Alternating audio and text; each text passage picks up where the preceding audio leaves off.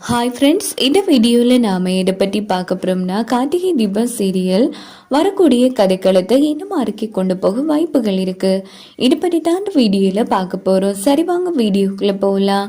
இந்த ஒரு எபிசோட் எப்படி ஸ்டார்ட் ஆகுதுன்னா, கார்த்திக் தீபா ரெண்டு பேருமே ரொம்ப ஜாலியாக ரோட்டுக்களை கடையில் சாப்பிட்டு முடிச்சதும் அடுத்தது குல்ஃபியெல்லாம் வாங்கி சந்தோஷமாக குடிச்சிட்டு இருக்காங்க.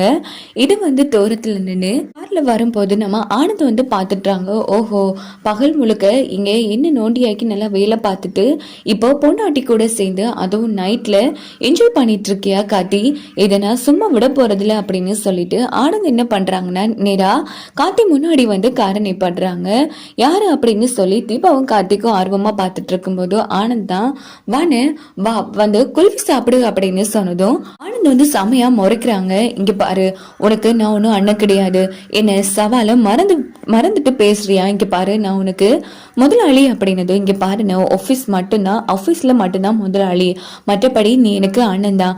என்ன இப்போ குல்ஃபி வேணுமா வேணாதா, சாப்பிட்டு கூலாகு அப்படின்னு சொல்லி கார்த்தி நக்கல் பண்ணிட்டு இருக்காங்க. இங்க பாரு, நான் ஒன்னும் உன் கூட சேர்ந்து குல்ஃபி சாப்பிடுறதுக்கு வரையில, இப்படி நாளைக்கே ஒர்க்குக்கு போகணுங்கிற கொஞ்சம் கூட எண்ணமே இல்லாம இப்படி ரெண்டு பேரும் ரோட்ல கூத்தடிச்சிட்டு இருக்கீங்க. அம்மா, நாளைக்கு உனக்கு ஃபேக்டரிக்கு வர எண்ணமே கிடையாதா அப்படின்னு கேட்டதும் இங்க பாருன்னு பார்த்து பேசு, என் பொண்டாட்டி சந்தோஷமா இருக்கணும்னு சொன்னா, அதனாலதான் நான் இப்படி எல்லாம் பண்ணிட்டு இருக்கேன். உனக்கு இதுல என்ன வந்துச்சு? இங்க பாரு, எனக்கு எப்படி வீட்டை சமாளிக்கணும்னு தெரியும், அதே மாதிரி போட்ட சவால்ல எப்படி ஜெயிக்கணும்னு தெரியும். உனக்கு நாளைக்கு நான் ஃபேக்டரிக்கு வந்தா சரிதானே, இப்ப எதுக்கு எங்க பர்சனல் விஷயத்துல நீ தலையிட்டு இருக்கங்கிற மாதிரி காட்டு ஆனந்தம் வெளுத்து எடுத்துக்கிறாங்க. இந்த பக்கம் நம்ம தீபா அதானே, இங்க பாருங்க ஆனந்த் மாமா உங்களை மாதிரி இப்படி ஆபீஸ்ன்னு கவனிக்காம இருக்கிற பழக்கம் ஒன்றும் கார்த்திக்கு இல்ல.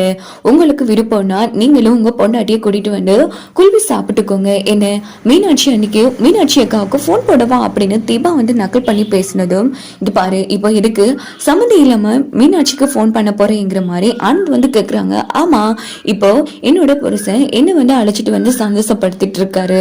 அப்படி பார்த்தா நீங்க உங்க பொண்டாட்டியை அழைச்சிட்டு வந்தானே சந்தோஷப்படுத்தணும். அப்படி பார்த்தா உங்க பொண்டாட்டி மீனாட்சி அக்கா மட்டும்தானே அப்படின்னு கேட்டது.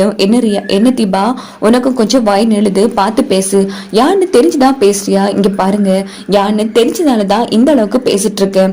என்ன அதிகமா பேச வைக்காதீங்க அப்படின்னு தீபா மாஸ் பண்ணதும் காத்தி, என்ன உன் பொண்டாட்டி வச்சு என்ன அசிங்கப்படுத்துறல பாக்குறேன். கூடிய சீக்கிரமே சவால தோத்து ரெண்டு பேரும் வீட்டை விட்டு போவீங்க, அப்போ இருக்கு உங்களுக்கு அப்படின்னுட்டு ஆனந்த் கோவமா அங்கிருந்து போனதும் சும்மா விடுங்க தீபா, நீங்க இவனுக்கிட்ட போய் பேச்சு கொடுத்துட்டு இருக்கீங்களே, சரி கிளம்பலாமா அப்படின்னு கேட்டதும் வண்டி வரையிலே சார் அப்படின்னு சொல்லிட்டு தீபாவும் கார்த்திக்கும் நடந்தே போவாங்க. இப்படித்தான் வரக்கூடிய கதைக்களத்தை கொண்டு போக வாய்ப்புகள் இருக்கு.